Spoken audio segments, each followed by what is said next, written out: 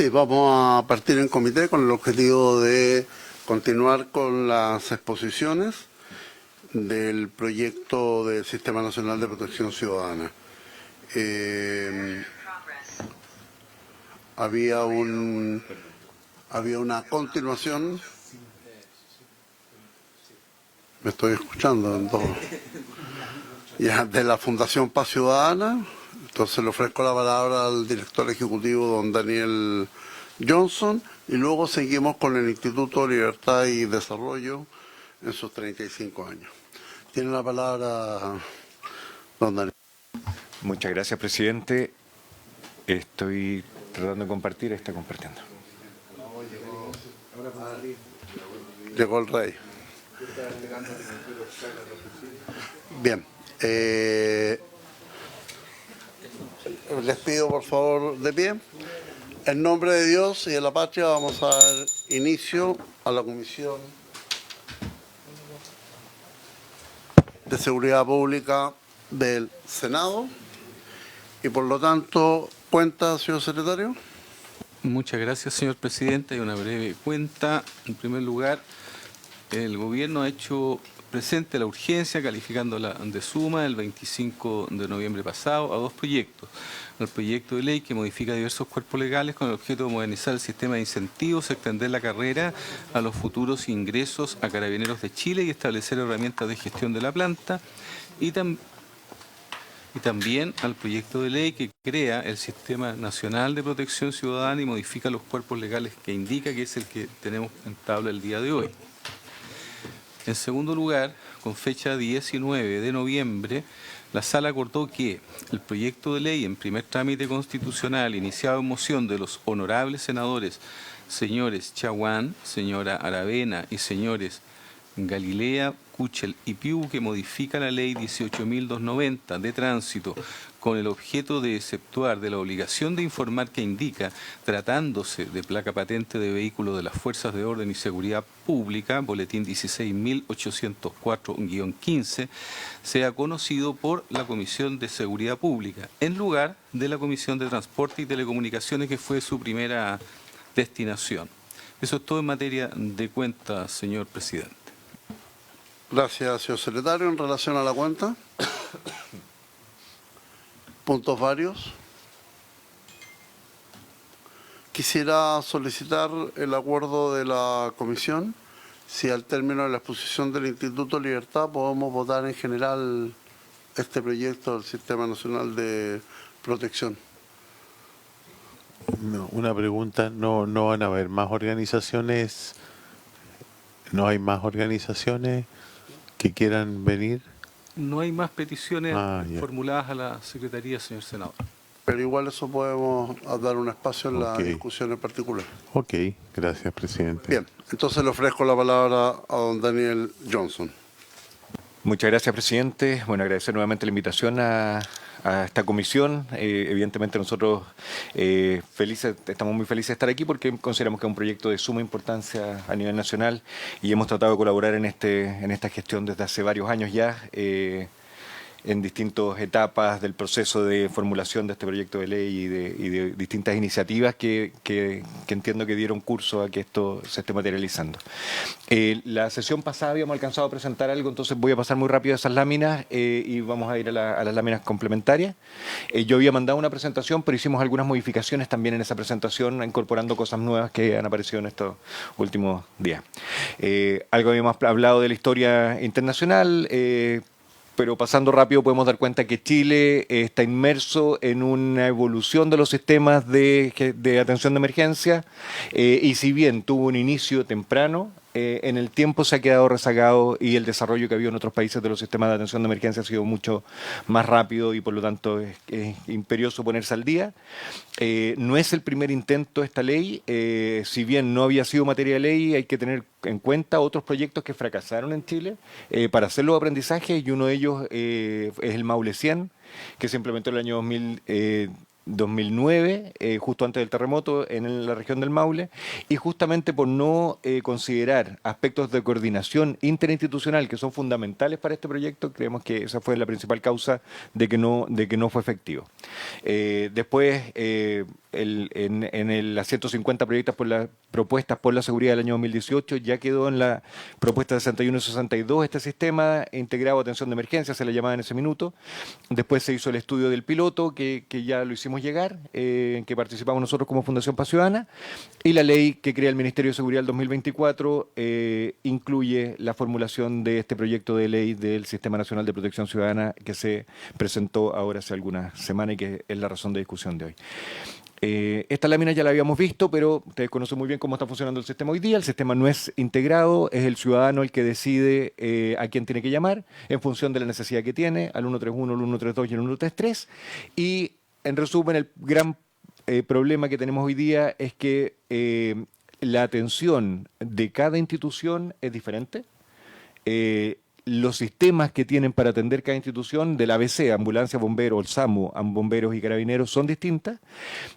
Las tecnologías aplicadas son distintas y no necesariamente, y esto es algo muy importante a tener en cuenta, no son diferentes por institución solamente, sino que son diferentes por región, en el caso del SAMU, y son diferentes incluso a nivel de compañía de bomberos en el caso de bomberos. O sea, en una misma región podemos tener realidades muy distintas en distintas compañías de bomberos y los cuerpos de bomberos algo agrupan, pero tampoco es que eso sea un estándar nacional. Habíamos hablado también de que en la encuesta del año 2019 de la Fundación Paz Ciudadana incluimos preguntas respecto al respecto al sistema de atención de emergencia, y yo creo que el dato más clave aquí es que solo el 15,5% de los ciudadanos en ese año 2019 conocían los mínimos 3 números de emergencia. O sea, el 131, 132 y 133 lo conocía solamente el 15,5% de los ciudadanos. Y por lo tanto, evidentemente hay una situación de riesgo. Además de las llamadas inoficiosas que algo vimos y en esta lámina está un poco explicado, hay que tener mucha atención en qué llamamos llamadas inoficiosas y cómo queremos, si queremos evitarlas, que esa es la gran pregunta, porque estamos considerando hoy día llamadas cortadas, llamadas inaudibles como llamadas inoficiosas, y puede ser una persona que tenga una emergencia que no puede esperar más de 2 minutos que lo atienda el call taker y que corte esa llamada porque busca otra forma de atenderla, y nosotros la estamos clasificando como en el 70% de las llamadas inoficiosas. Y lo mismo pasa con las inaudibles. En otros países ya tienen mecanismos para detectar si es que hay alguna emergencia, que escuchan el entorno, porque evidentemente un inaudible puede ser una persona que está en una emergencia, que no puede hablar, pero que logró marcar el número y dejar el teléfono abierto para tratar de que lo atiendan en esa emergencia. Entonces, y esas dos son lejos, suman el mayor número de llamadas clasificadas como inoficiosas, y por eso decíamos que si dejamos solo bromas y insultos, que son las reales llamadas indeseadas, esas son el 30% de las inoficiosas y representan el 21,5% del total de llamadas, y por lo tanto solo ese porcentaje sería sancionable y solo ese porcentaje podría ser afectado por un sistema de norma que condenara o que tuviera alguna pena para las llamadas inoficiosas. Las demás no son inoficiosas y tienen que ver más que ver con capacitación que con sanción. Te lo voy a pasar muy rápido porque ya lo habíamos presentado, pero problemas actuales del sistema de atención. Tenemos en el gráfico 131, 132, 133, o sea, ambulancia, bomberos, carabineros, y se desconoce llamadas que no logran entrar porque las líneas se encuentran ocupadas en ninguno de los tres. Esto es muy importante. Todas las estadísticas que nosotros tenemos y que estamos revisando hoy día son respecto a las llamadas que lograron encontrar una línea disponible. O sea, que ese teléfono ringió. Si ese teléfono sonó ocupado, esa llamada queda fuera de los sistemas y por lo tanto no tenemos estadísticas con respecto a esa llamada. O sea, tenemos una estadística parcial con la cual podemos construir estos sistemas. Bajo nivel de recordación del número apropiado, ya lo dijimos, el 131 y el 132, y los tres números solo el 15%, el 133 lo recuerda cerca del 80% de la ciudadanía. Entonces, si queremos hablar de número único, y esto lo vamos a ver más adelante, hay que tener mucho cuidado porque si reemplazamos el 133 por un nuevo número, podemos perder ese 80% de personas que sí conocen el 133. Entonces, nosotros no recomendamos hablar de número único, lo que hablamos de hablar es de un sistema integrado donde todos los números siguen funcionando, pero apuntan a una misma central. Y después vamos capacitando con un nuevo número y en el minuto en que ya no recibamos llamadas del 133, sino que todas vayan por el nuevo canal, podremos pensar en sacar el 133. Pero mientras haya una persona que lo puede usar, es mejor mantenerlo. Ausencia de coordinación interinstitucional, eso lo sabemos. Tenemos graves ejemplos en Chile de problemas de atención de emergencias porque no estaban coordinadas las tres instituciones. Hay una alta inversión en sistemas de atención sin rendición efectiva, y esto en este minuto, cuando preparamos esta lámina, era principalmente Carabineros, que tenía una alta inversión. Hoy día la verdad es que vamos a ver en unas láminas más adelante que esto está avanzando y nos está pasando por encima. O sea, en este minuto que estamos discutiendo este proyecto de ley, se están haciendo licitaciones de muchos recursos que van a impedir que lo que esta ley busca se instale. Entonces tenemos que mirar bien qué está pasando en el Ejecutivo, porque hay recursos importantes comprometidos. Alto número de llamadas inoficiosas, particularmente Carabineros, alta diversidad en los sistemas de atención a nivel nacional, principalmente en SAMU y Bomberos. Carabineros tiene un sistema de atención estandarizado a nivel nacional, en los 30 y algo puntos de atención o CENCOS que ellos tienen. No sabemos la calidad de atención en ninguno de los tres, ni los tiempos que nos estamos demorando en atender, ni si se resolvió o no la emergencia. No usamos información agrupada para la gestión del sistema, en ninguno de los tres tampoco, a pesar de tenerla más en algunos que en otros. No hay normativa que regule los roles y responsabilidades en ninguno de los tres. Ausencia de sistemas estandarizados de respuesta que aseguren la calidad de atención, particularmente en SAMU, en Bomberos. No tenemos usos de tecnología que permitan georreferenciar las llamadas automáticamente. Esto se ha discutido ampliamente y los AML son herramientas que tenemos que empezar a usar y están reconocidos en la norma. En ninguno de los tres.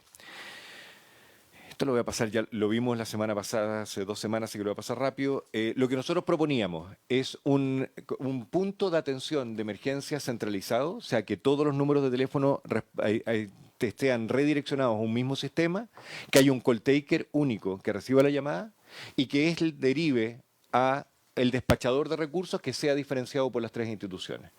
Aquí la tendencia mundial es que se llaman sistemas de un nivel, que el que recibe la llamada sea capaz de despachar a través de los sistemas quien atiende la emergencia. Hacia eso ha evolucionado, como los más modernos tienen esos sistemas, pero en Chile creemos que un paso razonable es tener un modelo de 2 niveles, que sea un call taker primero y que sigan despachando cada una de las instituciones, y una vez resuelto eso podemos avanzar, si es que es así considerado pertinente a futuro. La idea es que todos los despachos sean a través de sistemas que permitan tener trazabilidad y que permitan y bidireccionales. No solo que sepamos quién tiene que ir a atender la emergencia, sino que también el sistema reciba la información de si se resolvió, de cuáles fueron los recursos que se necesitaron, porque es la única forma que podemos ocupar estas herramientas para gestionar la atención de las emergencias. Si no, se va a transformar solamente en un derivador, pero no va a mejorar la calidad del sistema. Un ejemplo, en Inglaterra, las ambulancias, por ejemplo, ya no están estacionadas en los hospitales, como es en Chile todavía. Están estacionadas en la calle, en lugares que estratégicamente se definen en función de cuál es la mayor probabilidad que sea llamada y que puede llegar más rápido. Entonces ya no están en los hospitales, sino que tienen marcado un punto, una línea blanca en el lugar, un letrero: en este lugar se estaciona una ambulancia los días lunes de tal hora a tal hora, un convenio con el bar de la esquina para que pueda comer algo el chofer y los que atienden y pueda ir al baño, y tienen la certeza de que con eso van a llegar en el menor tiempo posible. Para poder llegar a tener ese tipo de gestión necesitamos tener información que nos permita saber desde dónde están llamando, georreferenciado. Eso no lo tenemos todavía en Chile. A esto le llamamos, a ese punto de recepción y derivación, le llamamos el punto de respuesta de seguridad pública, que sería como el componente operativo de la ley del sistema de protección ciudadana. Nosotros habíamos hecho algunas recomendaciones para instalar un piloto en Chile en ese minuto, y esto la ley lo reconoce también o coincide en eso, en que nos parece muy pertinente porque hay mucho aprendizaje que hacer, sobre todo por las diferencias que tenemos en las tres instituciones, las tres básicas, Carabineros, Bomberos y Ambulancia, y por lo tanto tenemos que ponernos de acuerdo en cómo operar, y la única manera es ponernos a operar en conjunto. Y para eso el piloto es lo que va a permitir acotar el posible daño. Hay que pensar que el minuto que ingrese o que empiece a funcionar este sistema, vamos a tener trazabilidad. Entonces el riesgo es que la primera persona que no sea salvable con el sistema puede tomar acciones en contra del sistema mismo. O sea, es un riesgo también. Y por lo tanto tiene que partir de manera acotada y tiene que ser reversible en su inicio también. Si encontramos algún error en lo que estamos implementando, que podamos volver rápidamente al sistema antiguo, que podamos hacer las modificaciones y que podamos seguir avanzando. El objetivo no es que funcione, el objetivo es que podamos saber cuáles son los problemas que puede tener un sistema de este tipo. ¿Cuáles serían entonces los objetivos de un piloto? Testear la factibilidad de implementar un sistema integrado de atención de emergencia, en una unidad territorial priorizada, validar el modelo que se está proponiendo al menor costo posible, medir su desempeño, identificar obstáculos y nudos críticos en la implementación y generar recomendaciones para abordarlos. ¿Y qué es lo que se proponía? Ya lo habíamos visto en la lámina anterior, una sala de coordinación de un punto central de atención, nivel 1, y con un despacho nivel 2, por eso hablamos de 2 niveles, pero en el mismo lugar integrado. Entonces, una unidad de atención de llamadas de emergencia call taker único, el despacho manteniéndolo en cada una de las instituciones, para eso evita un montón de resistencia institucional hacia un nuevo sistema, y una coordinación interinstitucional desde los gestores de emergencia en terreno. Esto lo voy a dejar para avanzar, sé que no tenemos tanto tiempo, pero hay características de los atributos generales que tendría que tener. También hay una institucionalidad propuesta, pero que coincide bastante con el proyecto de ley, por eso no voy a entrar en detalle. Y en operación sí creo que es importante aplicar un filtro, que tiene que haber un filtro determinado para las llamadas que no son pertinentes. Tiene que haber un sistema de geolocalización automático, ya lo hablamos del AML, no solamente que hay que pensar en georreferenciación de coordenadas geográficas, sino también lo que decíamos es que en un edificio, por ejemplo, en el que estamos hoy día, si alguno de nosotros llamara a un sistema de emergencia, por mucho que le den las coordenadas exactas donde estamos, no tendrían ni idea en qué piso estamos. Y los AML, los sistemas nuevos de georreferenciación de llamadas, permiten saber a qué router estamos conectados y por lo tanto permiten saber no solo en 2 dimensiones las coordenadas, sino en 3 y saber exactamente cuál es el departamento que está llamando. Entonces, mucho más avanzado de lo que pudiéramos incluso imaginar hoy día. Pensábamos en que tiene que haber un protocolo multiagencia para determinar la atención de la necesidad de atención. Esto es fundamental. No hay que reinventar la rueda. Aquí en Chile tenemos protocolos que son distintos en cada región, en cada institución. En el mundo existen los MPDS, que es Medical Priority Dispatch System, que son sistemas que hacen las preguntas precisas para saber en el menor tiempo posible quién tiene que atender la emergencia y dónde tiene que ir a atenderla. Esos protocolos ya existen y se adaptan a los idiomas, a la idiosincrasia de cada país, pero hay una empresa en Estados Unidos que vende estos protocolos y ya existen protocolos médicos, que fue el primero que se creó, pero hay protocolos para incendios y hay protocolos para seguridad también. Entonces, lo que recomendamos es que cualquier implementación de un sistema de este tipo tiene que reconocer que la tecnología está y que por lo tanto sea capaz de implementar esa tecnología dentro de su sistema. Tiene que haber una derivación por computador, estos son los CAD, que es lo más que todos conocemos. La unidad de atención de llamadas de emergencia tiene que coordinar los servicios de atención. Si es que es necesario, por ejemplo, en un accidente de tránsito, que vaya ambulancias, bomberos y carabineros, tiene que lograr esa coordinación interinstitucional. Tiene que categorizar y registrar todas las llamadas para poder hacer gestión y tiene que considerar la capacidad de comunicación bidireccional, ya lo decíamos, no importa solo a quién se derivó, sino que tiene que recopilar información de cuál fue el resultado de la atención. En los médicos son muy sensibles a esto y por eso que dicen que tiene que haber un profesional de la salud atendiendo, porque, por ejemplo, si es que la persona que necesita una atención de urgencia necesita alguna tecnología particular para ser atendida, tienen que derivarla al hospital que cuenta con esa tecnología. Muchas veces ese hospital puede contar con la tecnología, pero no con el médico de turno que la puede operar. Entonces, hay que pensar también en que hay que gestionar lo que pasa después de la atención y no solamente la emergencia puntual en el minuto en que están recibiendo la llamada. Y con respecto a gestión, lo que recomendamos es que se cuente con unidades encargadas del monitoreo de los servicios, gestión de información, ya lo habíamos hablado, y análisis de la labor táctica y servicio diario, contar con un sistema de información que permita establecer la línea base. Esto es fundamental en los pilotos, para ver si estamos mejorando, si el piloto realmente está teniendo el impacto que necesitamos, tenemos que medir cuál es el desempeño que tienen los sistemas hoy día. Y eso es algo que es muy difícil de hacer y que no lo tenemos implementado. ¿Cuántas llamadas de las que recibe el sistema ringuean? ¿Cuántas llamadas que ringuean se atienden? ¿Cuánto tiempo nos demoramos en atenderla? ¿Cuántas despachan servicios? ¿Cuánto en todas las instituciones? O al menos donde implementemos el piloto es fundamental para poder ver los avances. Se debe identificar también las necesidades reales de despacho y no solo los despachos realizados. Aquí ojo que, por ejemplo, en algunos servicios de atención médica de urgencia, en los SAMU, muchas veces se registra cuando hay una ambulancia disponible para enviar, se dice que se necesitaba una ambulancia. Pero si no había una ambulancia disponible, no se registra como que se necesitaba una ambulancia y no se envió, sino que queda registrado como que no se envió y por lo tanto uno puede leerlo como que no había necesidad. Y eso es grave y por lo tanto tenemos que tener la información completa. Nosotros en el proyecto de ley, lo vamos a ver más adelante, si bien a nosotros nos parece un buen proyecto y tenemos que avanzar en esta línea, creemos que es absolutamente insuficiente lo que propone el proyecto de ley como unidad funcional para el sistema. O sea, no es posible pensar que con un cargo de jefe de departamento vamos a poder implementar un sistema de este tipo. O sea, es impensable.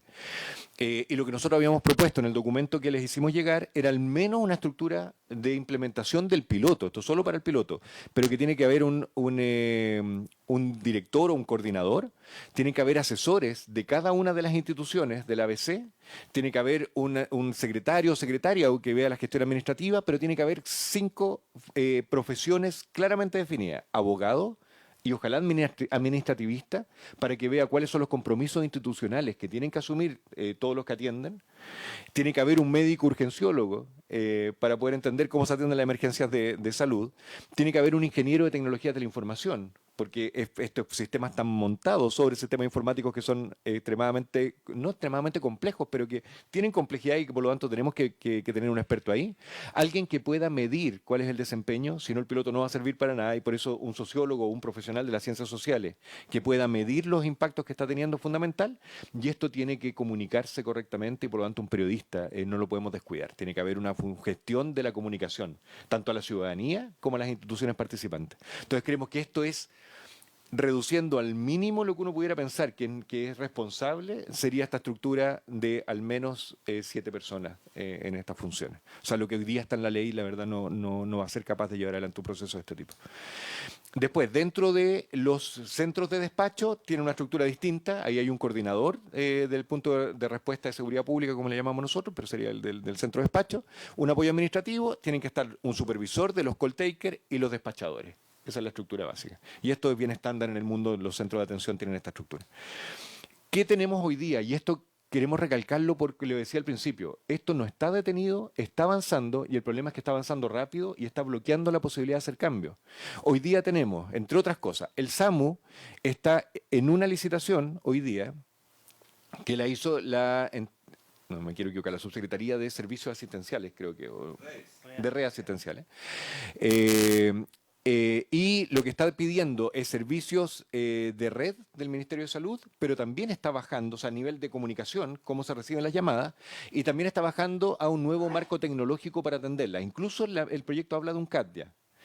Esto está en la licitación que está en curso, ya ellos establecieron 6 verticales, entre ellas está la atención, está el SAMU, en todas las regiones del país. Se publicó el 6 de octubre de este año y se va a adjudicar el 29 de diciembre. O sea, en 3 semanas más esta licitación se va a adjudicar.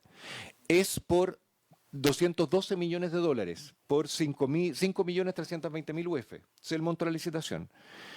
Y el plazo es 6 años. O sea, adjudicada esta licitación, ya se va a establecer en el SAMU la forma de operar en los sistemas, en los CAD, por los próximos 6 años. O sea, nos bloquea por 6 años las modificaciones que podríamos hacer con este proyecto de ley que estamos tramitando hoy día. O sea, aquí, como función del Ejecutivo, si no lo coordinamos, vamos a llegar tarde siempre. Ahí está, les dejé la referencia de mercado público de la licitación. En Carabineros de Chile, ¿qué está pasando? Ellos tienen un arrendamiento de un sistema de despacho policial, un CAD. Esta licitación es más antigua, esto se hizo el año 2022. Se adjudicó un sistema CAD que está funcionando bien, que es de última generación, que tiene la capacidad de instalar un protocolo de atención, que no lo tiene instalado, pero tiene la capacidad. El que ganó es Emeres, una empresa canadiense, con Sonda, que hicieron una alianza de proveedores, y el contrato se adjudicó el 24 de noviembre del año 2022, y esto tiene 5 años de ejecución, o sea, va a terminar a principios del año 2028. Entonces, ahora es cuando hay que empezar a pensar, el 28 en 2 años más, para que empiece a operar en el 2028, o sea, hay que empezar a pensar en esta licitación de Carabineros desde ya. Es una licitación de $18 millones, que la que ya está adjudicada y con la que está funcionando Carabineros. Pero hubo también una consulta al mercado, un Request for Information, que se llama esto RIF, que hizo Carabineros de Chile el 10 de octubre, o sea, hace un mes atrás, en que pidió funcionalidades a largo plazo de los ciclos de atención, recepción, despacho, seguimiento, interfaces gráficas, etcétera, pero muchas cosas con respecto a los sistemas de atención de emergencia. O sea, Carabineros también, esto da cuenta de que está avanzando por su lado en entender cuál debería ser los requerimientos para un nuevo sistema de atención de emergencia. Entonces, si esto no se integra, no vamos a tener posibilidades después de hacerlos conversar. El Cuerpo de Bomberos de Santiago, sabemos que tiene un sistema en el Cuerpo de Bomberos de Santiago, que no es toda la región metropolitana, que son algunas compañías de la región metropolitana. Con esto ya estoy terminando. tiene un sistema que está funcionando desde noviembre del año 2012, que tiene ciertas funcionalidades, pero esto se financió con un FONDEF. Entonces también lo quiero dejar presente porque no es que lo hayan hecho solos y que vaya como por un carril distinto, también son fondos públicos que deberían poder coordinarse. O sea, si estamos en un FONDEF implementando un sistema y desarrollando un sistema, debería estar coordinado con lo que se quiere hacer con este proyecto de ley también. En Concepción tienen un sistema distinto, no me voy a detener. Con respecto al proyecto en particular, nosotros consideramos que el proyecto plantea un sistema de gobernanza con roles y atribuciones, y eso es un sistema claro que nos parece pertinente. Se enmarca en el sistema de seguridad pública ya creado, que eso es importante para darle el sustento jurídico y político que necesita. Crea una unidad funcional, que es un jefe de departamento, ya lo dijimos, absolutamente insuficiente, o sea, con eso no vamos a avanzar nada. Considera la atención de incidentes del ABC, que nos parece correcto. Incorporen las instituciones del ABC, que también es correcto. Considera la evaluación de tiempos de respuesta y estándares de servicio. Creemos que se puede avanzar un poquito más. Eso está bien, pero que necesitamos que esto que sea bidireccional. Faculta la creación de un número único, pero queremos dejar claro que no consideramos que sea esa la solución definitiva. Puede crearse un número único. Me parece perfecto que un europeo que venga a Chile marque el 112 y pueda entrar al servicio de atención de emergencia, pero no hay que pensar en que sea un número único por ahora. Esto tiene que ser un número más y tienen que seguir funcionando todos los números de atención de emergencia que son fundamentales porque la gente los conoce. Por los que los conoce, que no son tantos, pero en Carabineros eso sí es importante. Crea un registro nacional de llamado inoficioso, pero nos parece que es muy importante el tema de la formación sobre la sanción en ese caso, y crea un sistema de información nacional de protección ciudadana que nos parece muy pertinente. Ustedes van a analizar el proyecto de ley, entonces conocen estas tres líneas, pero hay que tener claro que son tres como verticales que establece el proyecto de ley, que son relevantes. Un alineamiento político-técnico que dentro del Ministerio de Seguridad Pública establece la Política Nacional de Protección Ciudadana y dos comités, el Comité Nacional de Protección y los comités regionales. Eso es como el mundo político el que le da el marco. Hay un tema operativo que ahí está dentro de la Subsecretaría de Prevención del Delito, la unidad funcional, que es una persona, como les digo, y los centros operativos dependerían de esta persona. Eso es insuficiente, pero está diseñada esta línea operacional, que es la que hay que usar para hacer crecer, y está una línea de gestión de la información, que crea el Sistema de Información Nacional de Protección Ciudadana. Estos tres componentes funcionando en conjunto son el sistema de protección ciudadana, que nos parece pertinente también. No define un sistema, el cómo van a operar los centros de atención, entonces ahí hay una que lo deja como responsabilidad de los reglamentos, que parece bien porque tiene que tener cierta flexibilidad. Y por último, aspectos destacables entonces, me quedan las dos últimas láminas. Aborda un problema de importante magnitud, urgente y invisibilizado, se basa en un diagnóstico informado, que está bien. Considera que el principal problema a resolver es de cultura organizacionales, y eso es importante considerarlo. No es tecnología el problema es cultura organizacional. Y define objetivos que son optimizar tiempo de respuesta, interoperabilidad, uso de información para la gestión y operación descentralizada, que nos parece absolutamente pertinente, y que aborde el riesgo de la implementación proponiendo un piloto en sus transitorios, nos parece que es pertinente también. ¿Qué mejoras proponemos? Y esta es la última lámina. Implementar una agencia de protección ciudadana dependiente del Ministerio de Seguridad y no solo una unidad dentro de la Subsecretaría de Prevención del Delito. Eso es insuficiente. Sabemos que hay restricciones presupuestarias, pero es un problema como en la capacidad que tiene diseñada. Ampliar la mirada de un número único a un sistema integrado de todos los números existentes y nuevos, manteniendo televigilancia y otros sistemas de alerta remota. Los de nueva generación, sistemas que ya tienen más de 10 años en el mundo, ya no hablan de llamadas, sino que hablan de alerta. Y las alertas pueden venir de cualquier dispositivo, de un acelerómetro en una persona que se cae, de una cámara de emergencia, ya no estamos hablando de llamadas, hay que ampliar la mirada. Ampliar la gestión de la información al ciclo completo, ya lo decíamos, no solo lo que pasa con la atención de la llamada, sino que pasa después, y cómo gestionamos los recursos, con este ejemplo que les daba de Inglaterra. Forzar que desarrollos tecnológicos del ABC se integren con un proceso de aprobación desde la agencia, para que no pasen los ejemplos que les daba de licitaciones en que se están avanzando, que no están coordinándose entre sí.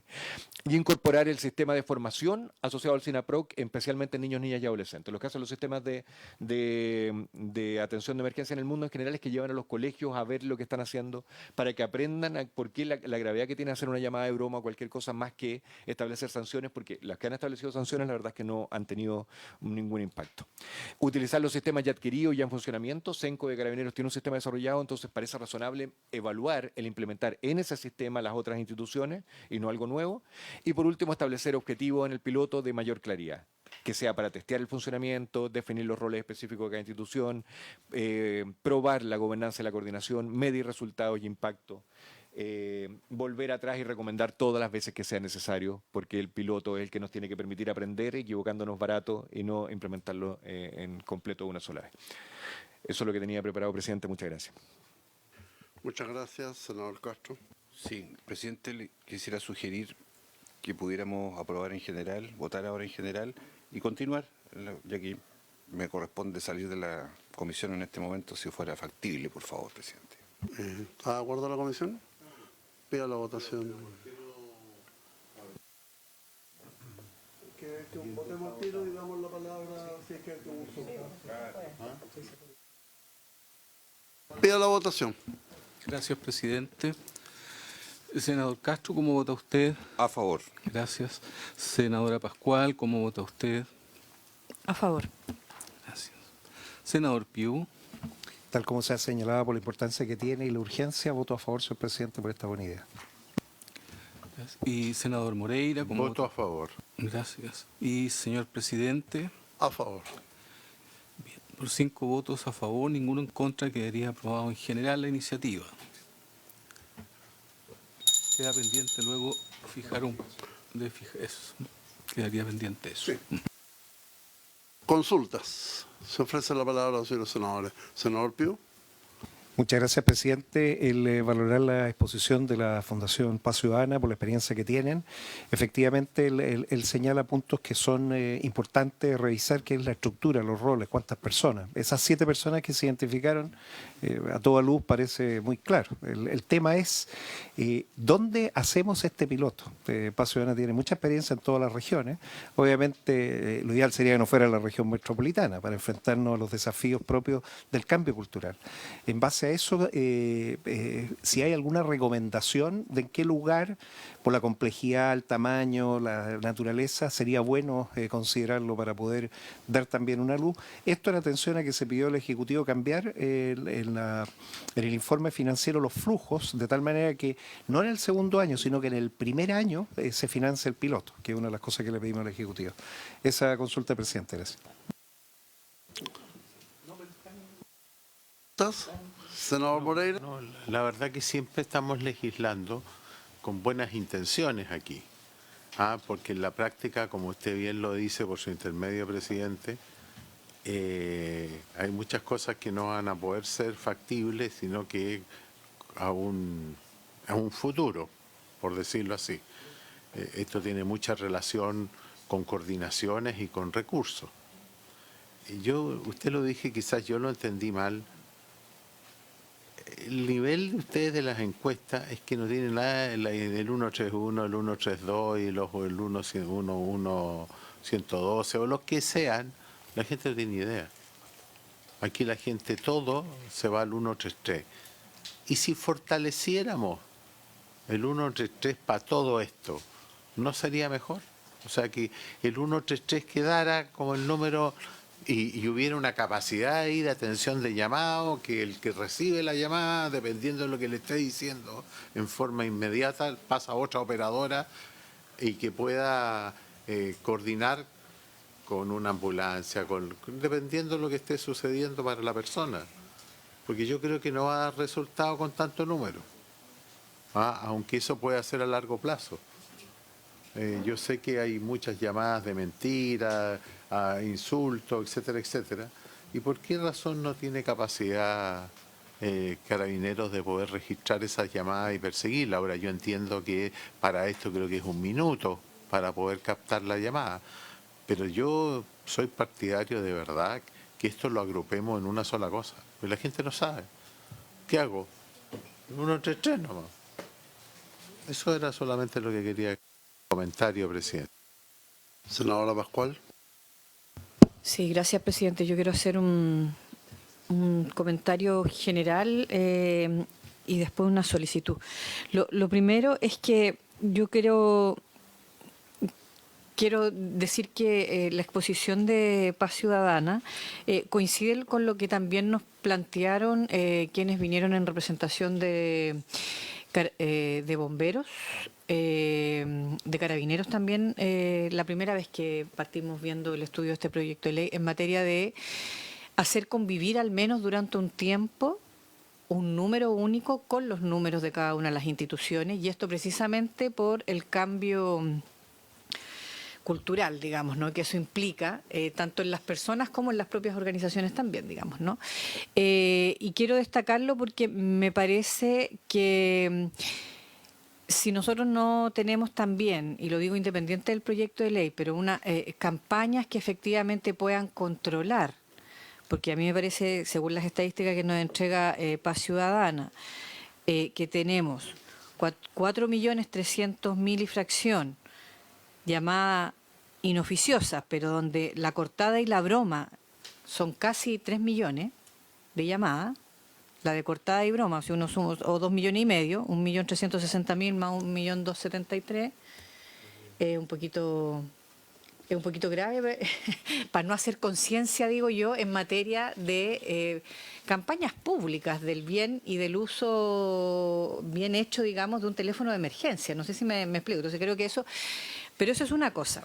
Pero tan grave como eso, me parece que dentro de estas estadísticas tengamos que solo de los 6 millones de contestaciones que se hacen con estas llamadas, 4.300.000 no generan procedimiento porque son todas estas inoficiosas, pero 1.380.000 sí genera procedimiento, pero solo se asigna un procedimiento a 338.000. Entonces hay una brecha de 1 millón de llamadas que generando procedimiento no se le asigna procedimiento. Y eso sí me parece grave. Y eso va a ser independiente si llamaron al 133, al 911 o al 112, si es que no lo arreglamos. No sé si me explico. Entonces, desde ese punto de vista, aquí mi solicitud, si pudiéramos oficiar si la comisión tiene a bien y si no a mi nombre, presidente, a Carabineros para que nos respalde estas cifras, porque yo recuerdo que algo similar planteó Carabineros también, de que podían contestar, pero no todos les generaba un procedimiento asignado posteriormente. Entonces, si podemos respaldar eso. Y lo segundo es que efectivamente, y aquí la pregunta a nuestro invitado es cómo hacer más operativo, en estricto rigor, y el poder ayudar a cortar esa brecha entre la llamada que genera procedimiento, identificada como que genera procedimiento y que termina con un procedimiento asignado y reportado. No voy a decir exitoso porque vaya a saber usted por qué lo llamaron, pero por lo menos asignado y reportado, y por lo tanto que esa brecha, que es de 1 millón hoy día, que me parece que es altísima, se acorta. Tengo la sensación, tengo el recuerdo, digamos, de que Bomberos tenía un porcentaje mucho mayor de asignación de procedimientos y por lo tanto de mayor efectividad. El SAMU también dio un reporte de una brecha, pero no era tan grande como en la de Carabineros. Y creo que eso es lo que me gustaría, por lo tanto, tratar de resolver con nuestros invitados.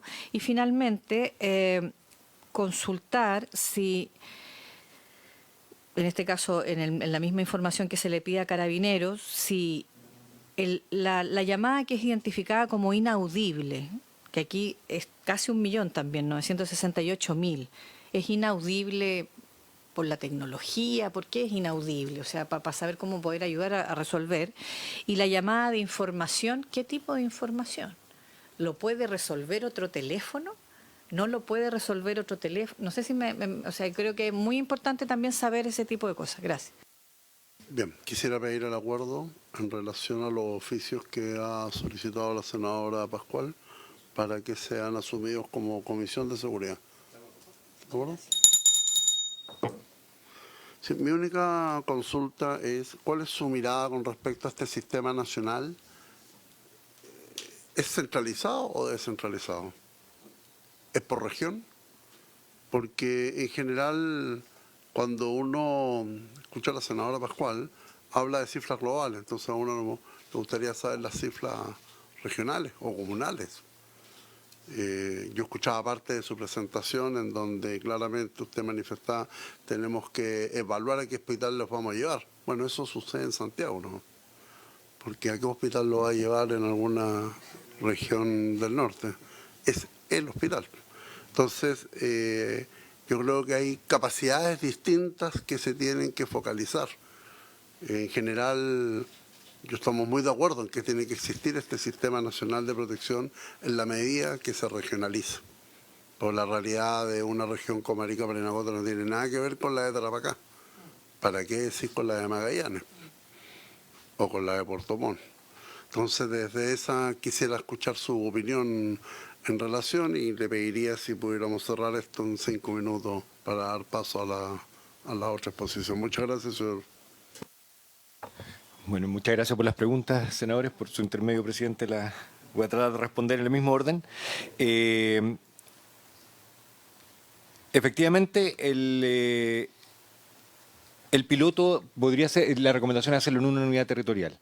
En el documento que le hicimos llegar de la Fundación, en el punto 4.8, habla de cobertura. Y ahí establecimos ciertos criterios para poder definir cuál debería ser el territorio. Los criterios son tener una línea base de la intervención. No podemos implementarlo donde no sepamos qué pasó antes, porque no vamos a poder saber si mejoró o no mejoró. Entonces tiene que haber una capacidad mínima para poder evaluar el desempeño que tenga el piloto. Tiene que tener del tamaño y la complejidad. Tiene que ser un tamaño que nos permita probar la capacidad completa. Si es una región muy pequeña, un territorio muy pequeño, ojo que no necesariamente puede ser una región. A los sistemas bueno, usted, senador, los sistemas tienen la capacidad de poder derivar la llamada muy precisamente. Entonces, incluso en Santiago, por ejemplo, se derivan ya los cuerpos de bomberos distintos en función de dónde está llamando uno. Entonces, esa capacidad existe, entonces podría no necesariamente ser ni siquiera una región, uno podría pensar en un territorio incluso más acotado, una ciudad, por ejemplo. Pero el tamaño y la complejidad, evidentemente, hay que considerarlo, y la brecha de servicios que tenga. Y la brecha de servicios como para los dos lados. Si es que tienen ya instalada alguna capacidad mínima, es bueno porque saben operar con estos sistemas y eso va a ayudar a que funcionen bien. Si tienen un sistema muy asentado, eso se va a transformar en un desincentivo a instalar un nuevo sistema. Entonces, de hecho, recomendamos incluso la población, más de 200.000 habitantes, un número de llamadas, bueno, hay varias características ahí. Y de lo anterior, después nosotros derivamos a que esta región de Valparaíso podría tener ciudades que podrían ser buenos clientes para poder instalar un piloto, pero esto, como les decía, fue el año 2019. Entonces no me atrevo a validarlo hoy día, pero podríamos hacer la revisión para poder recomendar algún territorio en particular, pero con esos criterios creo que son pertinentes todavía, los criterios. Con respecto al número único que planteaba el senador Moreira, nos parece que sí. O sea, la respuesta es por supuesto, que si el 133 lo recuerda más del 80% de la población. El 131, 132 y 133 en conjunto, esto del ABC, lo recuerda solo el 15% de la población. Entonces no tiene sentido eliminarlo y el 133 tiene que seguir funcionando y recibiendo las llamadas.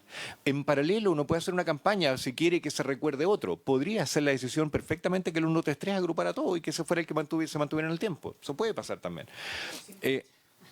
Claro, efectivamente. Pero ese cambio de visión de, en vez de un número, pensar en un sistema que reciba llamadas a todos los números, creo que es fundamental y hay que considerarlo así en el proyecto.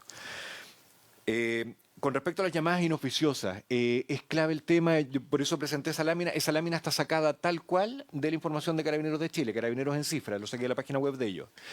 Hay que tener mucho cuidado con el análisis porque de las 6.000 llamadas que se reciben, de los 6 millones de llamadas que se reciben, hay que, como un número de referencia que creo que es súper sano, se recibe en general una llamada al ABC, Ambulancia, Bombero, Carabinero, y esto es mundial, una llamada por habitante año a los sistemas de atención de emergencia. En Chile cuadra súper bien, se reciben alrededor de 20 millones de llamadas al año, en el ABC, a la Ambulancia, Bombero, Carabinero. Si uno le quiere mencionar a una región, eso va a ser la cantidad de habitantes, ese es el número de llamadas al año y un número bastante constante. Entonces, en Carabineros, 6 millones de llamadas son las que declaran haber recibido, de las cuales, como muy bien decía la senadora, no genera un procedimiento 4.300.000, pero de esas... diarias son 6 millones al año. Diarias son... Tendría que hacer la edición, pero... No son bastantes, son muchas llamadas. Carabineros tienen en Santiago 3 troncales de 30 números cada uno, o sea, tienen 90 líneas en paralelo. Entonces, si llaman 90 personas, a todas les va a sonar ringueando. Si llama a una persona 91, a esa le va a sonar ocupado. Y esa no vamos a saber qué era. Las otras 90 sí. Pero esas 90 que entran, el problema es que no tienen 90 personas atendiendo. Entonces se quedan esperando y cuando no los atienden, cortan. Entonces, aquí entre no oficiosas, ahora, inoficiosas, tenemos 1.300.000 llamadas cortadas. Esas no son llamadas indeseadas. son llamadas que no tuvimos la capacidad de atender, que son llamadas graves, en el fondo, ahí hay un problema. Hay una creencia, y esto me lo han dicho funcionarios de Carabineros, pero hay una creencia de que la persona que tiene una urgencia espera. Y eso, la verdad es que internacionalmente lo que se ve es al revés. La persona que tiene una urgencia real, se me está muriendo mi papá al lado, yo 3 ringueadas, y si no me contestaron, corto y llamo a otro lado.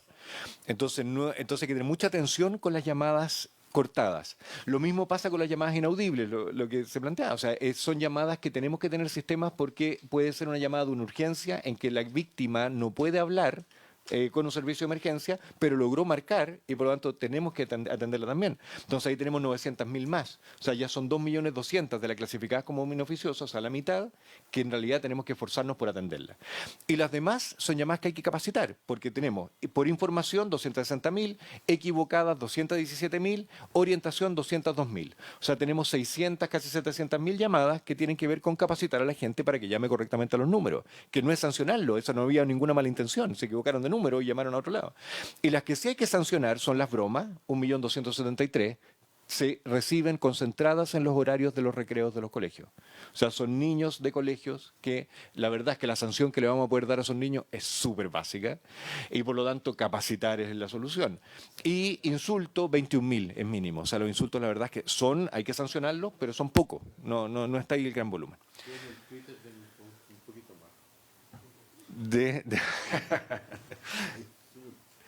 Y por último, me preguntaban si qué podemos hacer. Cuando hablamos de un sistema bidireccional, es que no es solo que derivemos la llamada y termina ahí.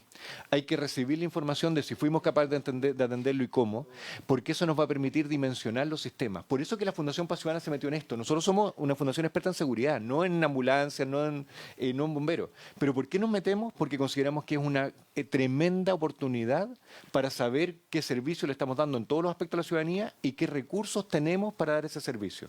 Entonces, si desaprovechamos esa oportunidad de mirar en los datos la capacidad que tenemos de atender y cómo estamos atendiendo, no cumplimos el principal objetivo de un sistema de este tipo. Entonces, creemos que ahí está todo, los datos y el buen uso de los datos es lo que nos va a permitir mejorar el desempeño. Muchas gracias. Despedimos entonces a la Fundación Paz Ciudadana, su director ejecutivo, don Daniel Johnson, y le damos la palabra al Instituto Libertad y Desarrollo, a su coordinador para el Congreso Nacional, don Juan Ignacio Gómez, y la abogada investigadora del programa legislativo, la señora Trinidad Astray. Muchas gracias, Bien. presidente. Saludarlo a la comisión por su intermedio. Vamos a compartir con usted una breve presentación que en realidad es probablemente mucho más breve de lo que quiero compartir con ustedes, porque un poco creo que a partir de la exposición que ha hecho don Daniel Johnson, creo que hay varias cosas también que quisiera yo aprovechar de profundizar. Y sobre todo porque un poco la exposición nuestra la queremos centrar en el proyecto de ley, su contenido, y lo que vemos que son algunos temas importantes que no quedan del todo claros y resueltos, ¿no? Lo primero que uno nota cuando lee el mensaje y también cuando vemos las sucesivas sesiones que han tenido su señoría respecto de este proyecto, es que justamente lo que decía don Daniel respecto de la línea base no está clara, ¿no es cierto?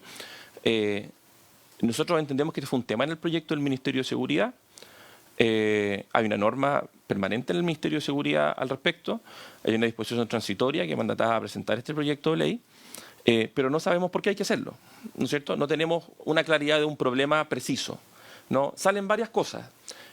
La atención de las llamadas, ¿no es cierto? ¿Cuántas llamadas quedan en espera? ¿Cuántas llamadas son inoficiosas? ¿Cuántas llamadas son bromas? Pero la verdad no necesitamos un proyecto de ley si es que ese fuese el objetivo que quisiéramos abordar. Probablemente son medidas de gestión y tecnología. Se mencionaba recién la creación de una agencia. Uno debería preguntarse ¿para qué? ¿No es cierto? ¿Qué es lo que queremos con el proyecto? ¿Queremos mejorar la eficiencia de los recursos, la gestión de los recursos, el despacho de las unidades? Pero lo que uno advierte del contenido del proyecto de ley es que tenemos, por una parte, y una especie de gobernanza para la gestión de diversas instituciones de naturaleza diversa. Tenemos normas sobre televigilancia y coordinación, que ya algunas de ellas estaban en el proyecto, en la ley, perdón, que crea el Ministerio de Seguridad Pública. Entonces lo que nos falta como gran elemento es la línea base del proyecto, ¿no es cierto? ¿Qué queremos lograr con este proyecto y por qué deberíamos dedicarle tiempo a esto? Ese es el primer elemento de una discusión de política pública. ¿Por qué esto es un problema? ¿No es cierto? Y eso al menos del proyecto de ley no queda claro. Lo que sí advertimos, como les señalaba recién, es que hay varios elementos que se podrían resolver ahora por vía administrativa sin requerir el trámite de una ley que, como sus señorías saben, demora. De hecho, Trinidad, en unos minutos más, les va a hablar justamente de por qué nosotros creemos que gran parte de lo que sus señorías han discutido se puede hacer hoy día con gestión del Ejecutivo sin necesidad de ley. Lo segundo, respecto del contenido del proyecto, es que efectivamente es importante modernizar la institucionalidad encargada de la respuesta ante emergencias, ¿ya? Con esto quiero introducir un segundo punto. Durante casi más de 10 años se discutió en este Congreso la institucionalidad que derivó en el Senapred y en el Sinapred. Y lo que uno advierte del proyecto de ley es que no hay una coordinación evidente entre ambas instituciones, porque bajando a los hechos, cuando hay un terremoto, por ejemplo, ¿qué hacemos? ¿No es cierto? El Senapred tiene una estructura determinada a la gestión y prevención de la respuesta frente al desastre, pero el proyecto nuevamente pareciera abordar esas materias desde el punto de vista de las llamadas, digamos. Entonces, sin embargo, dado que el reglamento del sistema de seguridad pública incorpora al Senapred como parte del sistema de seguridad pública, en virtud de las disposiciones del proyecto, también es parte del SINAPROC el Senapred. Entonces no queda claro cómo es la relación. Ahora, también llamar la atención, al menos a nosotros nos pareció una cuestión llamativa. El reglamento del Sistema de Seguridad Pública, el decreto 55 de octubre de este año, incorpora otras instituciones al sistema. Estamos hablando de la Superintendencia de Casinos de Juego, el Ministerio de Educación, los Serviu. Entonces, llamar la atención de su señoría respecto de que el texto del articulado requiere una revisión clara en orden a por qué, por ejemplo, vamos a dejar a un Serviu, digamos, dentro del sistema de protección ciudadana, ¿no es cierto? Porque el decreto 55 lo deja. Entonces quizás son detalles técnicos que hay que mirar y que permiten encauzar una iniciativa que es bastante loable como esta, pero que, como digo, requiere un orden para poder ser efectivamente específica en aquello que se quiere lograr y que se alcance con determinación. Justamente por esto se advierten problemas de coordinación, ¿no es cierto? Uno de los elementos que resulta importante es que dentro del mismo proyecto hay algunas como inconsistencias, ¿no es cierto? Cuando uno mira los primeros 3, 4 artículos, ¿no es cierto? El proyecto, creo yo adecuadamente, se refiere a la protección de las personas, sus bienes y la seguridad pública. En artículos posteriores, como el 19, pareciera discurrir de que solo cuando clasifica los incidentes el proyecto, discurra sobre que todo es seguridad pública y define seguridad pública como aquello que es ilícito. Por lo cual, ¿no es cierto?, nuevamente empezamos a tratar de entender o detectar inconsistencias, es cuál es el objetivo del proyecto. Seguridad pública, entendiéndolo como ilícito, emergencias de todo tipo, ¿no es cierto? ¿Qué pasa con situaciones que pueden ser relativamente bordes, como, por ejemplo, algún accidente que puede no constituir necesariamente un ilícito, digamos, en sí mismo? Por lo cual, como les decía, son cosas que queríamos comentar para poder advertir correctamente. En esta línea, presidente, creo que una cosa que nos ha llamado la atención, no solo en este proyecto, sino en varios, es que al menos en los sistemas del Congreso no encontramos el informe de impacto regulatorio que se suele adjuntar a los proyectos de ley y que permiten resolver un poco estos problemas. Los informes de impacto regulatorio son un ejercicio útil para poder saber cuál es el problema de política pública, cuáles son las medidas, cuáles son los costos y en el fondo un detalle circunstanciado de qué es lo que se espera.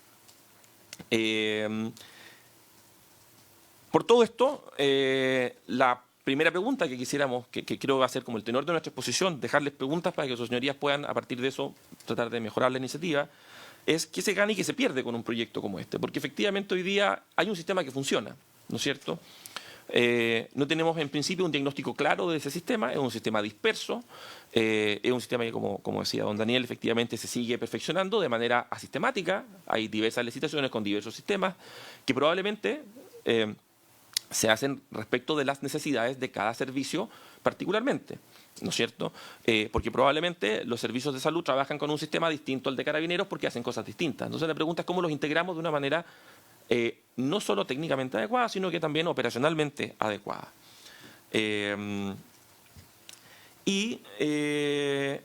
Entonces, una última prevención que creo que es importante. El proyecto de ley hace muchas referencias a sistemas tecnológicos. Hoy día esa es probablemente la mayor solución a la mayoría de los problemas que al menos en esta mesa se ha conversado. Reiterarles que eso, al menos a nuestro entender, no requiere ninguna modificación legal, al menos dentro de la administración del Estado. Son reglamentos que puede dictar el presidente de la República. Y resguardar que si sus señorías perseveran en estas normas, tener presente que la redacción y la implementación no afecte la libre competencia, toda vez que hoy día se pueden estar implementando diversos sistemas, ¿no es cierto? Esto en otros sectores de la economía, digamos, se ha resuelto a través de estándares abiertos, cosa que no se inhiba o no se termine, digamos, generando monopolios de tecnología de manera artificial. Eso es un atentado a la libre competencia y eso es algo que la redacción de las normas deberían considerar de manera muy atenta.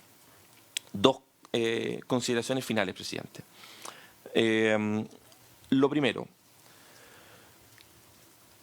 respecto a las emergencias, Naciones Unidas ha hecho un desarrollo muy interesante de la prevención y la reducción de los riesgos de desastre.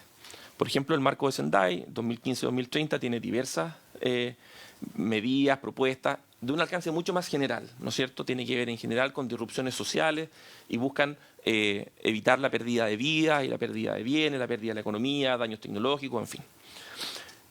Todo esto es relevante porque, volviendo a la idea de coordinación de cuerpos legales, los conceptos definidos en la ley son distintos entre leyes. Por ejemplo, la del Senapred se define amenaza de una manera distinta de la forma que se define en el proyecto de ley. Y cuando tengan que concurrir ambos, ¿vamos a entender amenazas de maneras distintas?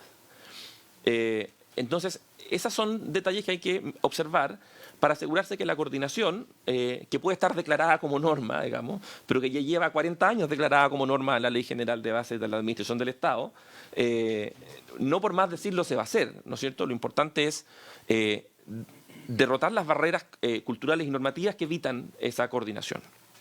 Por lo cual, también llamar a que se revisen adecuadamente los demás cuerpos legales que pueden ser concurrentes con esto para evitar que hayan contradicciones que justamente entorpezcan el funcionamiento. Y lo segundo, bueno, y volviendo a la idea del marco de Sendai, a propósito de los conceptos, es súper importante tratar de uniformar estas nociones, uniformar las expectativas y uniformar las propuestas, ¿no? Yo creo que es una buena instancia esta para poder generar una sinergia positiva entre y profundizar, ¿no es cierto?, el trabajo que hace Senapred con el trabajo que se puede hacer que podría ser una especie de proyecto de la última milla de la atención de la emergencia. Pero nuevamente es importante definir exactamente qué es lo que se espera del proyecto de ley para poder abordar con precisión los problemas en función de los diagnósticos. Si esto se hiciera solamente porque se acordó así en otro proyecto de ley, bueno, yo creo que eso sería el peor del mundo, digamos, porque estaríamos tratando de modificar, por ejemplo, los SAMU. Los SAMU no existen a nivel legal, ¿no es cierto? Y están mencionados aquí. El SAMU puede cambiar mañana o desaparecer por normas de rango infralegal. Y en general toda la estructura de atención de emergencias que tenemos en el país no es de rango legal, ¿no es cierto? Y eso entonces nos dice dos cosas. Lo primero es por qué requerimos de una ley para esto. Y lo segundo, la gestión que debería hacer el gobierno hoy día a través de herramientas administrativas. Y con esto, presidente, si usted lo tiene a bien, yo quisiera que usted le pudiese entregar la palabra a Trinidad Strain para justamente profundizar en el tema de la relación ley y reglamento en esta materia. Senador Piu. Sí, muchas gracias, presidente. Me han informado que el ministro de Bienes Nacionales, que había solicitado una audiencia, llegó a mi oficina. Esto es por un tema que tenemos que ver en la Comisión de Defensa posteriormente respecto a los predios del Estado. Por eso quería intervenir ahora, dado que iba a tener que retirarme, para agradecer la exposición. Efectivamente, los puntos que señala el Instituto de Libertad y Desarrollo en sus 35 años, como nos hizo saber el senador Moreira, son muy importantes porque van al fondo del problema. El fondo del problema es que, aparte de no tener definido los SAMO, no tenemos definido en Chile lo que es la interoperabilidad. La interoperabilidad como concepto no es conectar dos cables para que los datos se conecten. Tiene 4 capas. La primera es una capa técnica. La capa técnica es encriptada, da trazabilidad e integridad de la información. En Europa tienen 2 sistemas, Gaia-X o X-Road. Ese es el que permite que el estándar sea común para que lo que se señaló que no afecte la libre competencia sea parte. O sea, lo primero es adoptar el estándar técnico de interoperabilidad. ¿Cuál va a ser? Para que tanto el Estado como los privados se puedan subir e intercambiar datos de forma segura. Entonces, esa es una decisión relevante e importante que hay que tomar. Después viene la capa semántica. Es una capa técnica que lo manejan los ingenieros y que es de los diferentes lenguajes o los modelos de intercambio de datos. La tercera capa es la más compleja, es la capa organizacional. ¿Qué entiende cada organismo por la palabra alerta, amenaza? Yo le puedo preguntar a un abogado código. Un abogado me va a decir código, bueno, código civil, código tributario, código aeronáutico. Yo le pregunto a un ingeniero código y me va a decir Python, Pascal, C++. No nos entendemos. Y ese es el problema. La cuarta capa es la capa jurídica, la que le da gobernanza. El modelo europeo de interoperabilidad es una buena fórmula y por eso yo invito al Ejecutivo a que discutamos esto. Esto se está discutiendo en el proyecto de ley que ingresó el Ejecutivo a la Comisión de Desafío Ciencia y Futuro para el Sistema Nacional de Gestión de Datos. Porque da lo mismo los datos si son del sistema de salud, si son de bomberos, si son de la policía, si son de cualquier organismo. Entonces, lo que nos señala aquí muy bien es ojo sobre qué se basan para que eso permita construir lo que tenemos que tener después.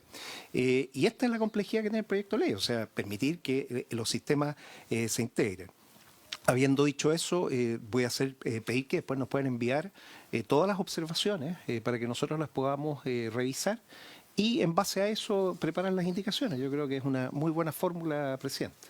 Muchas gracias. Antes que se retire, senador, vamos a proponer la fecha de indicaciones, que sería para el día 5 de enero. Fecha de indicaciones, 5 de enero. ¿Estamos ok? Señores senadores, ¿estamos ok? 5 de enero. ¿Sí?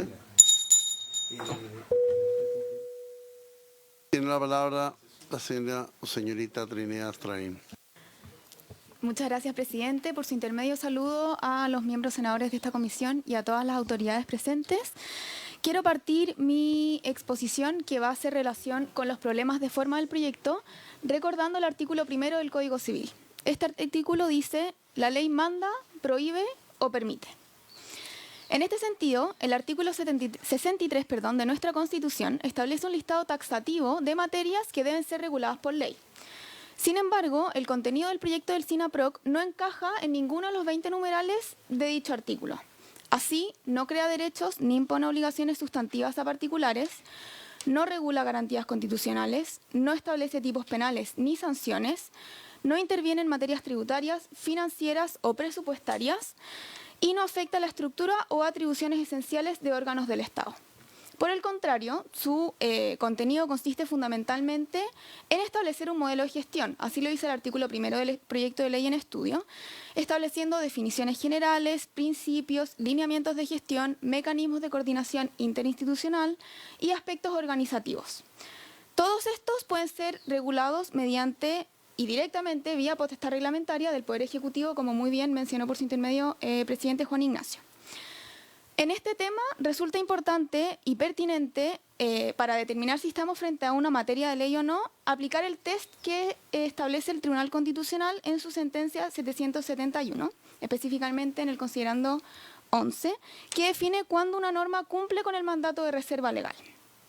En este sentido, el TC señala que deben evaluarse dos alternativas. La primera es si la norma contiene la regulación mínima propia de una ley, o sea, las bases esenciales de un ordenamiento jurídico. En este caso, la ley fijaría las decisiones fundamentales y el reglamento solamente vendría a completar o a desarrollar esos contenidos. Esto ocurre cuando la ley manda, prohíbe o permite, cumpliendo con el artículo 1 del Código Civil, y crea obligaciones o derechos que son exigibles. La segunda alternativa es que la norma carezca de un contenido normativo esencial. En este escenario, la ley no establece las bases del ordenamiento, sino que simplemente remite al reglamento para que éste diseñe el sistema.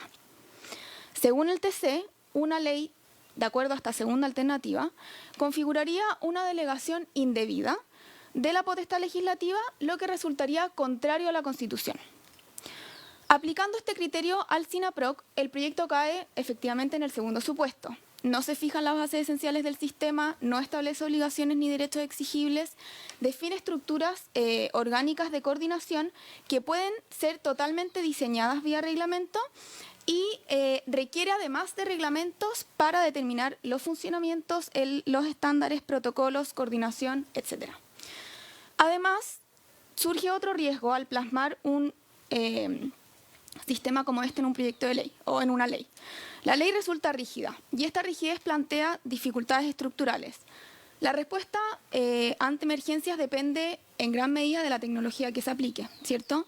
Sistemas de información y mecanismos de interoperabilidad, todo lo cual evoluciona rápidamente. Esto exige ajustes continuos y un alto grado de flexibilidad regulatoria. Al fijar estos elementos en una norma legal, una modificación requiere un proceso legislativo lento y complejo, ¿cierto? Lo que podría rigidizar la capacidad de adaptación y terminar afectando la eficacia de la respuesta en situaciones que son críticas. Por su intermedio, presidente, volvemos a Juan Ignacio para las conclusiones de la presentación. Muchas gracias, presidente. Para redondear, como decíamos, el proyecto carece de un diagnóstico claro y eso efectivamente genera que haya una dispersión de normas que abordan diversas materias que no necesariamente conversan entre sí. El proyecto en la forma actual introduce riesgos de coordinación entre instituciones en vez de resolverlos o poder profundizar la coordinación. Respecto de cosas prácticas, nosotros decimos, por ejemplo, no queda exactamente claro quién despacha, quién decide, quién coordina, los elementos regionales, que, por ejemplo, o las variables regionales que el senador Durana, presidente, ¿no es cierto?, usted señalaba recién, son bastante relevantes en eso.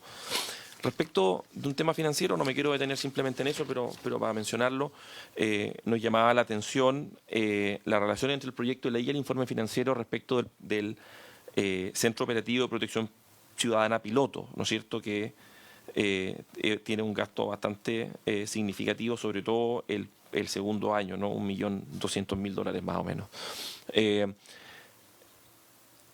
Como detectamos que el proyecto no tiene una coherencia interna, digamos, nos llama la atención o entender cómo se podría implementar este piloto, qué es lo que se tiene en mente, y la pregunta más importante, ¿qué ocurre si la evaluación del piloto no resulta satisfactoria? Vamos a tener una ley que un poco va a amarrar, digamos, eventualmente un mal diseño.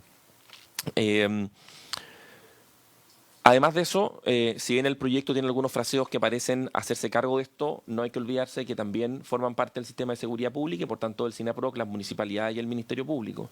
Y si bien el proyecto de ley señala que las municipalidades participan con las capacidades que tengan, eso evidentemente genera una situación de inequidad territorial que es relevante en la participación de los diversos instituciones. Y finalmente, lo que mencionaba Trinidad, ¿no es cierto?, nosotros creemos que gran parte del proyecto no es necesariamente una materia de ley, sobre todo porque la base esencial de este sistema ya está regulada en el artículo 13 de la ley que crea el Ministerio de Seguridad Pública, que es básicamente un muy buen resumen del proyecto de ley y que contiene lo que entendemos son las menciones esenciales que debería contenerse. Es más, la mayoría de los aspectos de personal, creación de cargos u otros, perfectamente pueden pilotearse a través de modificaciones a la ley de presupuesto, mediante cargos a contrata que tienen duración anual. Es decir, hay otras formas, no necesariamente crear cargos de planta u otros mecanismos, al menos si es que se perseverara en el camino de la ley, para tratar de dar la mayor cantidad de flexibilidad posible a la implementación. Presidente, eso es la presentación que queríamos hacer y quedamos a disposición de sus señorías. Muchas gracias. ¿Consultas? Senadora Pascual. Sí, gracias, presidente. Además de agradecer la presentación, no sé si son consultas, pero sí quisiera hacer unos comentarios. Lo primero es que me llama profundamente la atención el que se diga que no es necesario regular o generar una ley para poder coordinar lo que necesitamos coordinar. ¿Y por qué digo esto? Porque precisamente de la primera sesión de audiencias donde iniciamos el estudio de este proyecto de ley, escuchar a bomberos, escuchar al SAMU, escuchar a los propios carabineros, además de el Ejecutivo, digamos, que es quien aborda este proyecto de ley, hablaban precisamente de que en buena hora llegaba un proyecto de ley que permitiera dotar de algo que si fuera solo de carácter administrativo o de solo coordinación ejecutiva, lo podríamos estar haciendo hace mucho rato y lamentablemente pareciera que cuesta mucho más conversar a los sistemas interinstitucionales distintos por la sola voluntad. Si fuera así, el BUD hubiera salido fantástico, po. Se hizo con todas las voluntades políticas y ejecutivas y demás de un gobierno y no ha resultado fantástico. Entonces, lo quiero decir porque pareciera que efectivamente vamos en la dirección correcta. Otra cosa es que el proyecto de ley pueda tener mejoras. Otra cosa es que hayan cosas que haya que frasear mejor o mirar muy bien cierta cultura organizacional que pudiera no estar siendo coadyuvante a la hora de lo que queremos que haga. No sé si me explico, pero yo tengo esa sensación. Lo segundo que me llama también la atención es que yo entiendo, y por eso a lo mejor hay una inquietud a resolver por parte de nuestros invitados, es que una cosa es que cuando haya una catástrofe o una situación de emergencia mayor, como es un terremoto, un tsunami, un incendio, obviamente siempre se va a superponer a toda la emergencia el Sistema Nacional de Senapred, versus la urgencia y la emergencia del cotidiano, que es el choque de auto, que es el asalto, que es un infarto en la vía pública. No sé si me produce. Entonces, creo que yo entiendo por ahí. No es que no sepamos cómo va a operar. Yo tendería a pensar, y no sé si se lo resuelve así a don Juan Ignacio y a Trinidad, el que en definitiva sea la especialidad o la especificidad de lo que estemos viviendo lo que resuelva cuál es el sistema que opera primero y el resto se subordina al que está operando primero. O sea, en un incendio estamos claros que es Senapred y casi todos se ponen. Lo primero es CONAFI y bomberos, no sé si me explico, o sea, como todo el mundo se pone al servicio de ellos, digamos. Bueno, lo mismo pasará en el accidente de tránsito, ¿no? Etcétera. Entonces, yo creo que eso es como lo segundo que quería plantear. Lo tercero es que no me quedó, no me quedó claro por qué el cuestionamiento a que en un reglamento o en una directriz, digamos, entiendo que se estaba hablando del decreto 50, se estaba hablando con respecto a los temas de emergencias más grandes, a propósito de que por qué el serio y educación debiera estar bajo el sistema de protección ciudadana. Pero yo supongo que estamos todos claros que en el caso de un incendio, de un tsunami o de un terremoto en donde se han destruido las viviendas, que Servio esté conectado y coordinado es fundamental, porque primero tiene que levantar la información atingente para luego elaborar los planes respectivos para la reconstrucción. Supongo que está pensando en eso. Educación, no me figuro ninguna otra cosa por la cual no deba estar ahí, porque es lo primero que se echa mano para los albergues. No sé si las escuelas y los colegios en todo Chile es lo primero que se... Entonces, no sé por qué se cuestiona, digamos, que otros que no digan que son emergencia, apellido emergencia, o que no tengan como ADN emergencia, puedan estar coordinados. Y finalmente, dos cositas.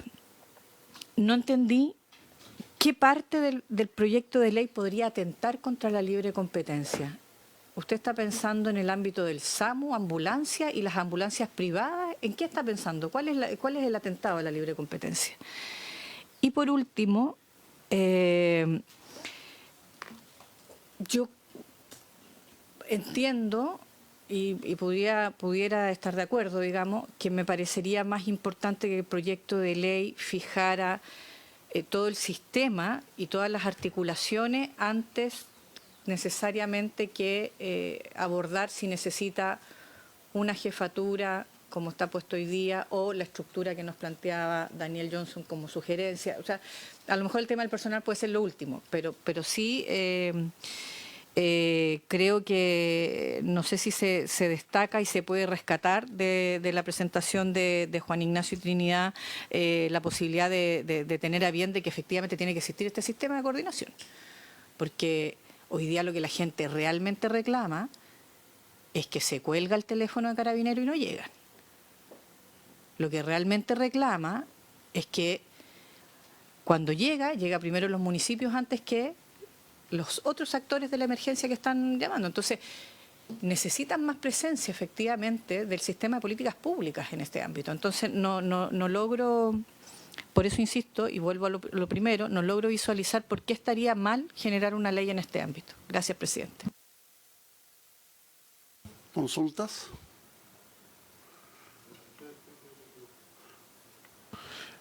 Presidente, ¿puedo? Usted es dueño de la comisión. Ya, gracias. No, yo no soy dueño de nada.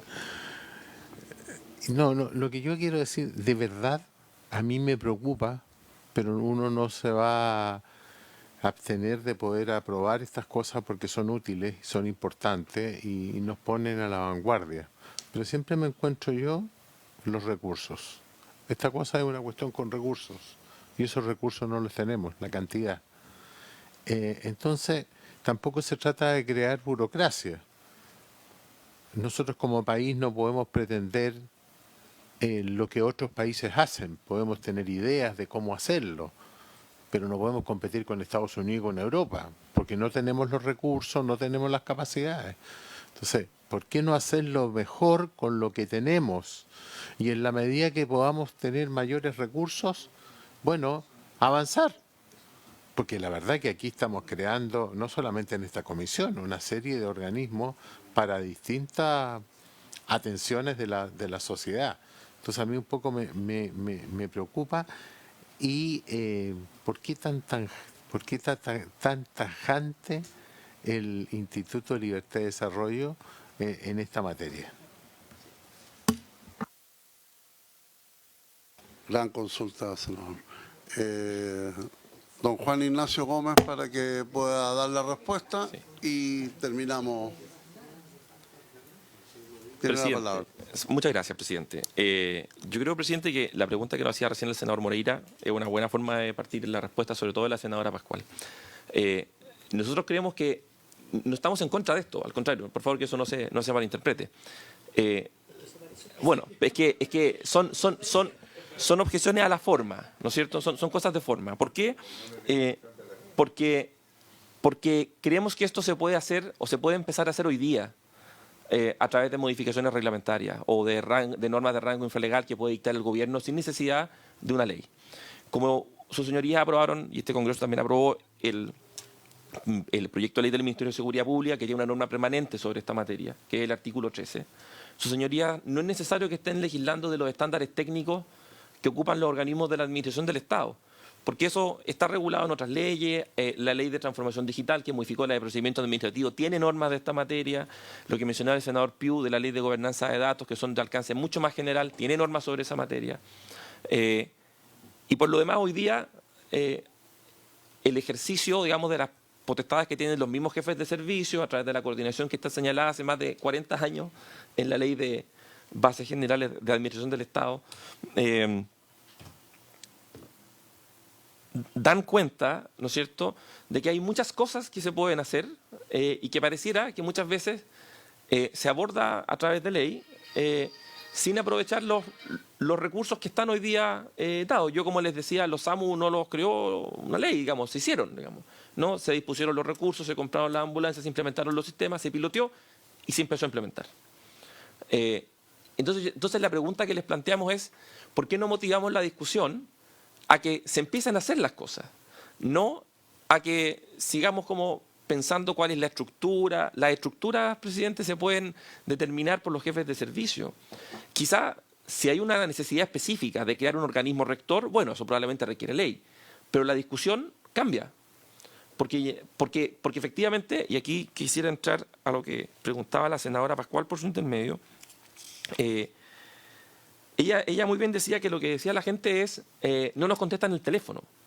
Y probablemente eso es lo primero que debería abordarse por vía administrativa, ¿no es cierto? No se requiere una ley para hacer campaña, no se requiere una ley para poder promover que los colegios hagan así lo que decía don Daniel Johnson es bien impresionante, digamos, si la mayoría de las bromas son en la hora de los recreos, eso es una medida de gestión que debería tomarse a través del Ministerio de Educación, a través de la Superintendencia de Educación o de los órganos que tengan las competencias respectivas. No una ley que diga que hay que sancionar esas conductas, porque además a un niño no lo van a poder sancionar de una manera, digamos, que sea particularmente disuasiva. Entonces, cuando hacemos hincapié en que quizá no es necesaria una ley, lo que queremos decir es, quizá tenemos que mirar con mucha atención qué cosas son efectivamente materia de ley y pedirle al gobierno que ejerza las facultades que tiene para poder complementar el resto e empezar a implementar. En la sesión anterior, el subsecretario de Telecomunicaciones decía una cosa que me pareció muy atingente, que era que muchas de estas medidas requieren años, algunas, para poder implementarse. Por lo cual, necesariamente hay que diseñar un calendario de implementación. Esto es una transformación súper positiva, pero es muy grande y probablemente requiere de una modulación en la forma en que se tiene que implementar importante. Entonces, por eso, llamar la atención y volver a lo que decía la senadora Pascual. ¿Cuál es el problema que queremos abordar con este proyecto? ¿Son las llamadas? ¿Son la atención?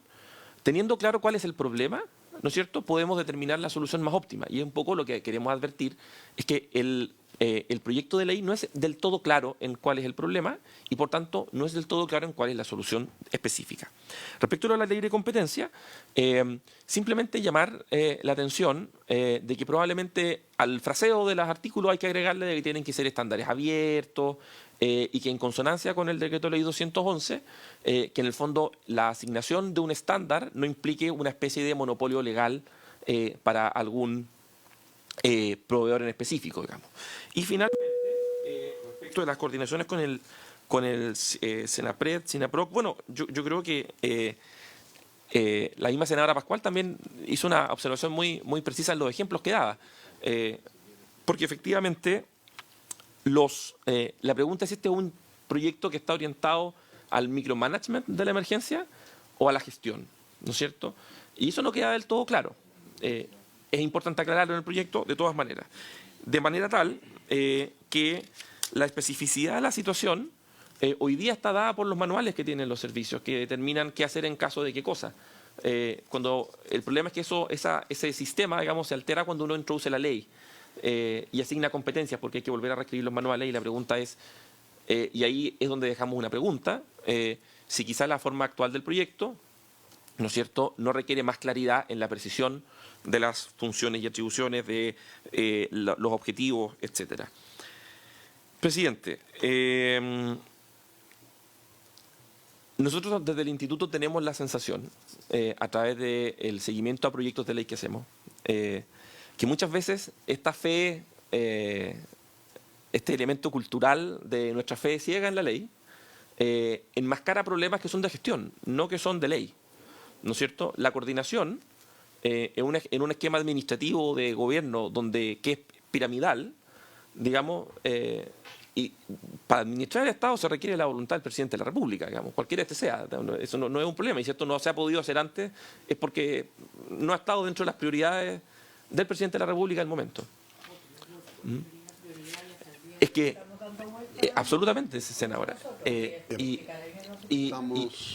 Solo un minuto, senador. Entonces por eso, si tantas coordinaciones legales no han resultado, porque está lleno de ese tipo de normas, nosotros creemos al menos que hay que mirar fuera de la ley para poder resolver ese problema antes que en la ley, porque si no mantener el mismo problema, o sea, la misma forma nos vaya siempre a los mismos resultados. Eso, presidente, muchas gracias. Libertad, habiéndose cumplido el objeto de la comisión, se levanta.